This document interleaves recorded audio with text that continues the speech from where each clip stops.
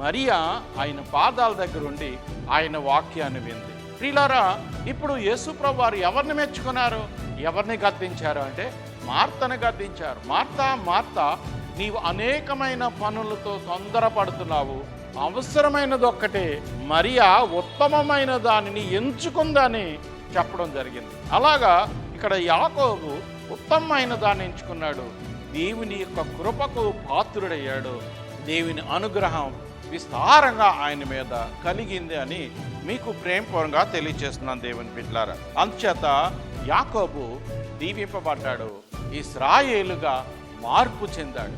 ఎంత గొప్ప ధన్యత! ఈ వాక్యం వింటున్న సహోదరి సహోదరుడా, నీవు కూడా దేవుని యొక్క అనుగ్రహానికి వారసుడవ్వాలా. వాక్యం కాలక్షేపానికి వినడానికి కాదు, విన్న తర్వాత మార్పు చెందాలా. వాక్యం విన్న తర్వాత నీలో ఉన్న బలహీనతలు విడిచిపెట్టాలా.